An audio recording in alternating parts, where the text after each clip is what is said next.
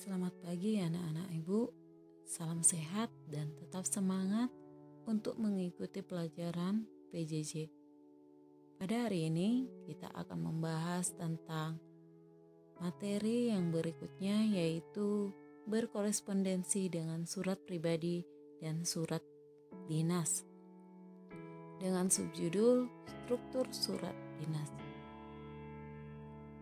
Nah, sebelumnya kamu sudah belajar tentang surat pribadi dan juga kamu telah mempelajari tentang apa itu surat dinas.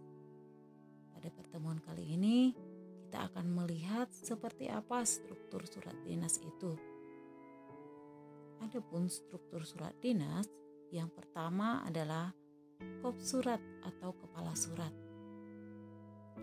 Nah, bagian ini diisi dengan nama lembaga dan berbagai informasi lain yang biasanya meliputi logo, alamat, dan nomor kontak lembaga. Kamu bisa melihat contoh yang ada di bawah ini.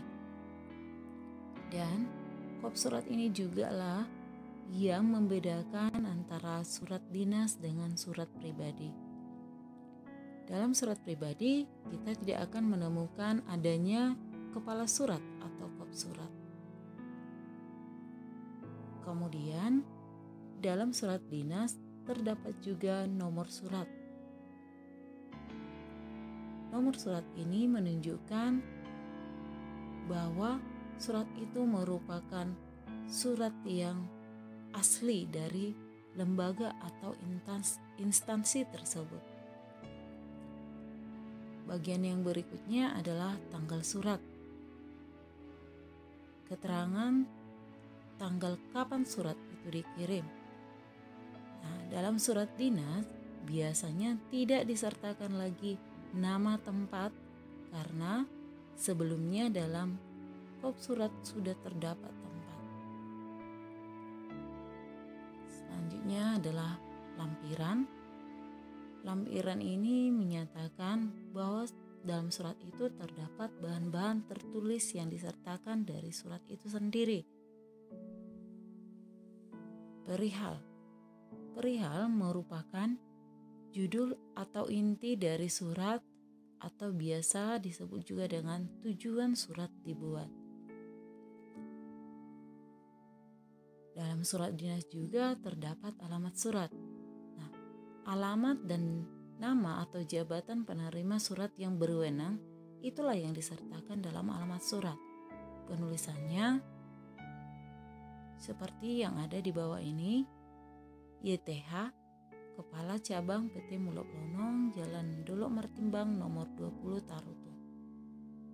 Pemakaian kata kepada dalam penulisan alamat surat tidak perlu, karena tanpa kata kepada pun yang terhormat sudah merujuk pada penerima surat. Kemudian dalam surat dinas itu terdapat salam pembuka. Ini memastikan kita menyapa pada penerima surat. Dalam surat dinas, kata sapaan haruslah baku, misalnya dengan hormat. Setelah salam pembuka, terdapat paragraf pembuka yang berisi latar belakang, alasan, dan konteks lainnya dalam mengirimkan surat. Paragraf pembuka ini biasanya menggunakan kata-kata berdasarkan, sesuai dengan, sehubungan dengan. Setelah salam pembuka, masuklah pada inti surat. Inti surat ini merupakan isi atau pesan utama yang ingin diutarakan dalam surat tersebut. Setelah inti surat, terdapat paragraf penutup, berisi ucapan terima kasih dan penutup lain yang diperlukan. Atas perhatian saudara, kami ucapkan terima kasih. Nah, kita harus menghindari penggunaan kata yang tidak baku seperti kata atas perhatiannya kami ucapkan terima kasih, karena katanya di situ tidak merujuk siapapun. Padahal yang kita gunakan adalah kalimat yang efektif. Dan juga contoh lain, atas perhatian saudara, kami haturkan banyak terima kasih. Kata haturkan itu adalah kata yang masih dipengaruhi oleh bahasa asing atau bahasa daerah.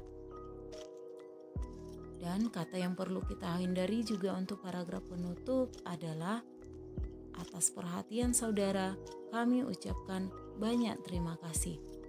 Nah, kata banyak terima kasih itu adalah kata yang tidak efektif. Nah, seperti itulah isi untuk paragraf penutup dalam surat. Selanjutnya, di dalam surat itu juga terdapat identitas.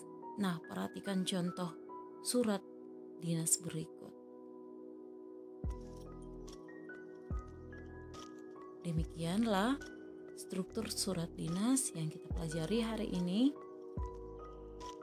Semoga apa yang Ibu sampaikan bisa kamu perhatikan dan bisa bermanfaat untuk kamu semua. Selamat pagi dan tetap semangat.